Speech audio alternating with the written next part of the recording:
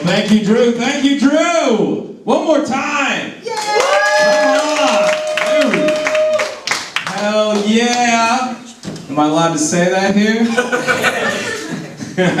I love this church. This is nice, and this room's divided to say the least. I'll put you guys in categories. Fans of butthole jokes and not fans of butthole jokes. You guys know exactly where you're at. With that said, this is the softest toilet paper I've ever used at an open mic.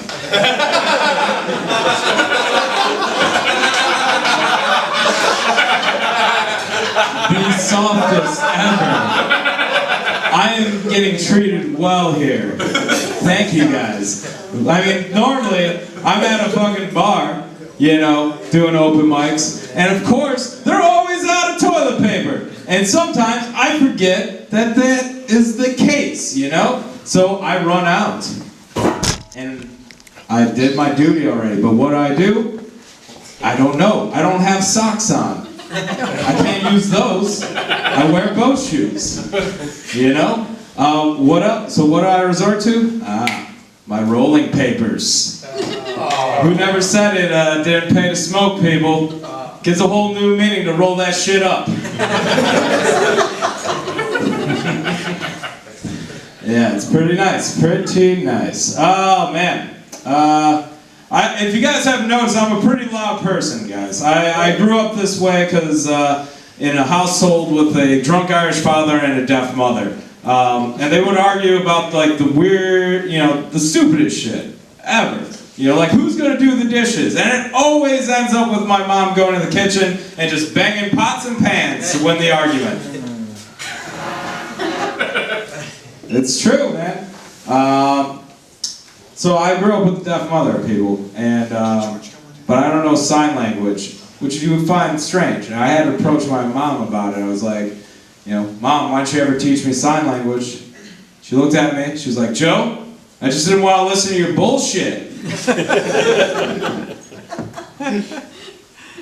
You have great attitude, Mom. I didn't have a confusing childhood at all. I just thought you sounded like Lou Ferrigno to age 11. The Incredible Hulk. You know? It's crazy. Yeah, my mom's name, real name, actually is Barbara Ann. You know? Very ironic. But thank God she never had to listen to that goddamn song in her life. I take it you guys are Beach Boy fans over here. It's alright. Yeah, so not being able to communicate with your mother leads to kind of like weird, odd situations. And like one time I knocked up a girl and I didn't know how to tell my mom, but I was like, Mom, this kid, and I got it. You know, and I gotta throw it away. Just gotta get rid of it. You know, which actually turns out is the real sign for abortion in American Sign Language. I'm not even joking because my mom knew right away. She was like, yeah, I wanted to do that with you. Yeah, alright. Should just keep talking about toilet paper, right guys? That was a real killer. So I really like dislike advertising. It's like really weird. One of my big pet peeves is that celebrities can endorse credit cards. You know, like Samuel L. Jackson's just like in every Hollywood movie, and he's telling regular people like, "Hey, you can buy anything you want with the Capital One's reward card." Oh, thanks. I'll be sure to buy snakes on a plane, dude. You know? Because that's a real winner.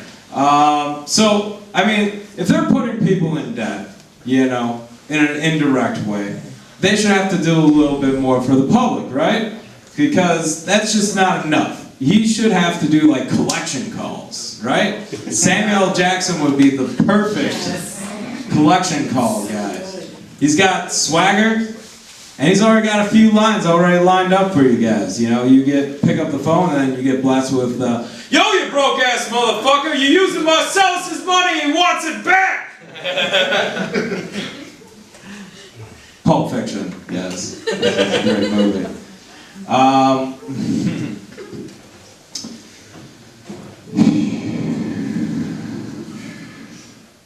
Hi. All right. And I also kind of hate everything, guys. I work at an anarchist coffee shop. Supposed to, right? That's.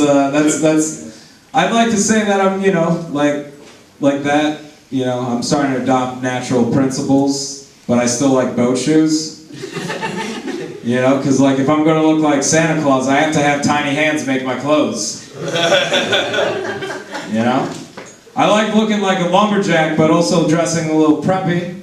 Kind of gives off the vibe that I got fuck you money, man. I can do what I want. Sail the world and whatever bullshit. Just really turns out I live in my parents' attic, a nautical themed guest room that I pretend's a boat.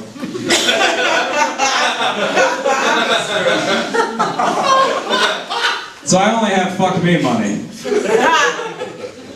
I'll end on this. I hate Facebook. You guys probably don't get this. With Facebook. But I really do think it's just so mind-boggling. It's too much to keep up with. But because technology, the way things work now, if I have people who I haven't talked to in 15 years in my contact list because of some crazy app that synced everything together. So I'm like, shit, let's see what these people are up to, right? So I give them a call, and then as soon as they pick up, I yell, "I'm on Cash Cab!" And I immediately hang up. Because Cash Cab's no longer being filmed. That's a really bad prank, guys. And the last thing I hate about Facebook is overly proud mothers, putting out their 6 kids ultrasound pictures. We get it, you're fertile, man. Good for you. But keep your kid's dick off of Facebook. It's meant for close friends and families only. There's creeps out there. So, because they're attention grabbing, I had to let them know what's up. So what I did is I posted a meme of an ultrasound on one of my pregnant friend's walls, and on the text it said, "If I get enough likes, I'ma keep it." Which turns out is a pretty good way to get blocked from Facebook, everybody. Alright, I've been Joe Whelan, thank you guys very much. I have to do it now.